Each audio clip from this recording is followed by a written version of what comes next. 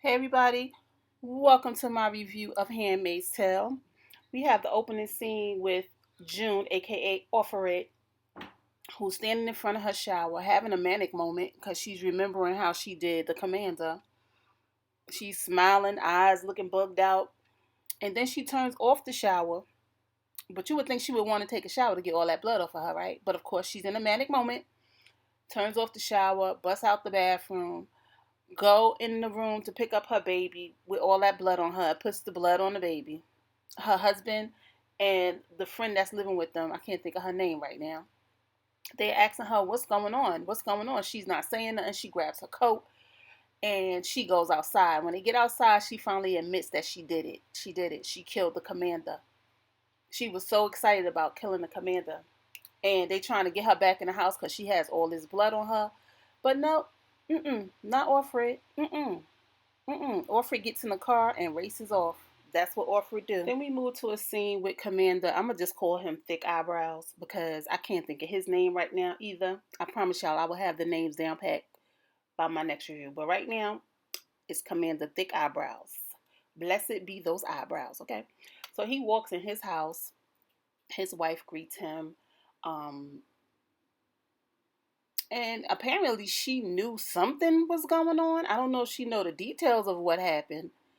But she knew something was going on because she asked about June and she said hopefully June can find some peace now. So I don't know. And Commander Thick Eyebrows, he look a little worried. He's looking a little worried. Then they move on to a scene with Serena, aka Miss Waterford. She's doing some exercises, and then in bust the guards. They're telling her that she got to get out of here. They got to put her in a more secure location.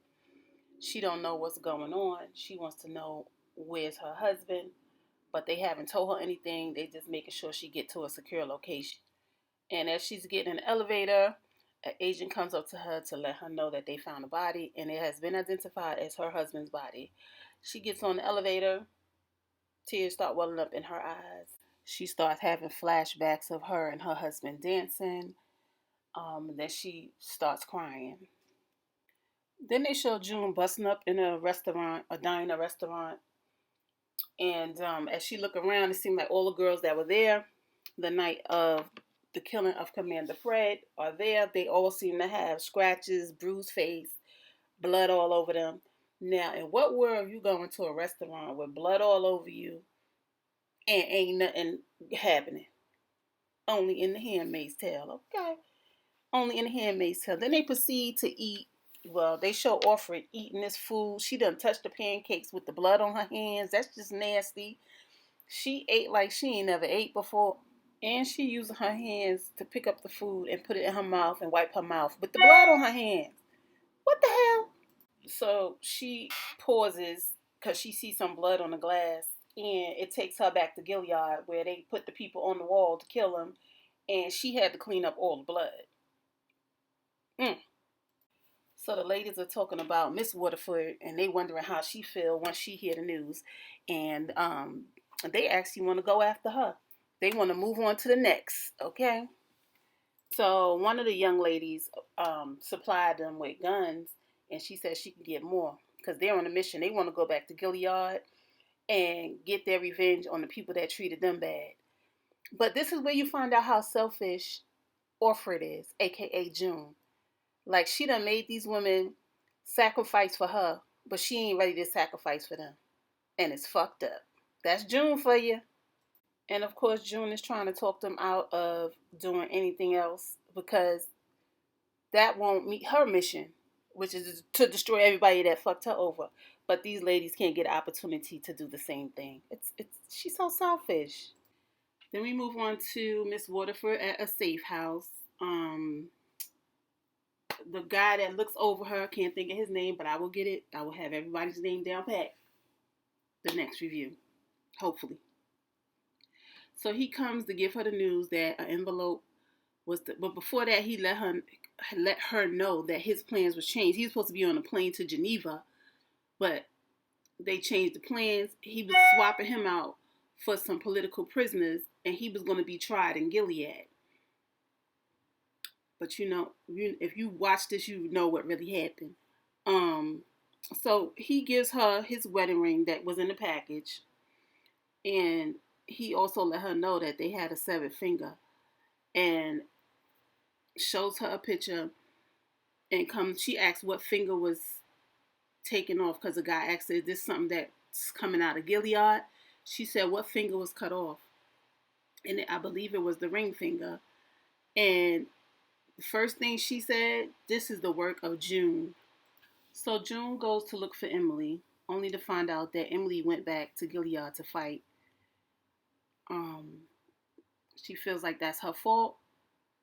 Emily's partner is like, well, I think her name is June. Her partner is like, just shut the fuck up. And I don't blame her because June is so selfish. She is so selfish. She said she don't need it to be nobody's fault.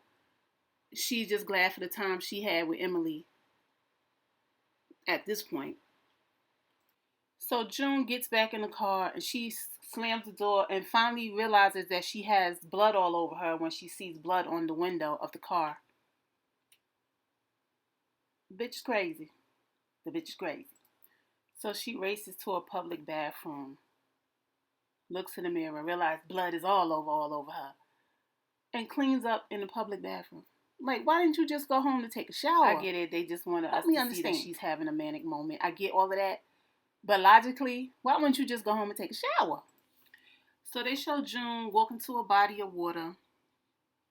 She sits in the water. She's reminiscing about her daughter.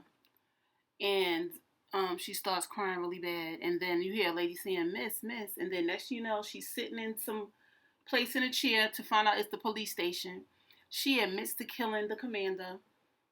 Told the whole story of killing the commander, only to find out that because it wasn't on Canadian territory, she didn't break any laws. All she had to do was pay a fine for bringing the man's finger back across the border. Ain't that some? She was in shock because she just knew she would be in jail. Of course, I forgot to mention. Of course, her husband was there for her, ready to support her, but June wanted to turn herself in. Like, there she go, thinking about herself. Thinking about herself again. She ain't thinking about her family, her husband, the new baby that she got outside of Emily, who's still in Gilead. Like, I don't know what her plan is, but these spur of the moment things she does is so crazy. Of course, when they release her, guess who's outside waiting for her? Her husband. Her husband. I get that all the stuff she been through have made her not think straight, make her do some crazy stuff. But whoa. Of course, this is entertainment and all, but it's crazy. Then we have Miss Waterford viewing her husband's body. The man that's looking over her comes in to let her know, because she was like, y'all need to think about y'all corporal laws. Come to find out, June didn't break no laws. She is not happy about that, because where it happened was not in Canada and it was not in Gilead. It was a space in between. So she was in nobody's territory when it happened. So Serena is walking through a bunch of supporters. She was looking sad, and as everybody says something to her, "Blessed be," and all that other stuff, she starts smiling. And then when she gets to the car, she decides that she wants to take her husband home to bury him in Gilead, because the Waterford name is very powerful, she said. So the husband and June are back at the house. He immediately fixed June a drink. Her friend Maury, I think her name is Maury or Maria, brings her the drink. They have a little awkward exchange. She wanted to get the baby a bath, and Maury was like, hell no, she don't trust her with the baby. And she agreed, okay? And then they get a knock at the door. It's the commander that watches over Miss Waterford. So he basically came to say that he found out there's going to be no charges that she would have to face. June wanted to know, what did Miss Waterford say. He let her know that Miss Waterford is scared of her, and that also he congratulated her on doing a good job. A handmaid killing their commander. She has got Gilead in the uproar. So she heads back in, hang with her family. The baby's crying like crazy. She comes, put the baby in her arm. The baby calms down.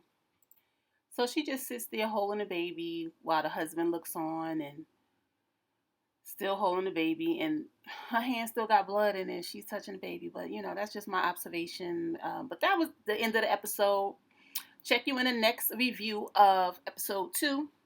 Thank you guys for watching. I really appreciate it. Have a blessed day. Peace.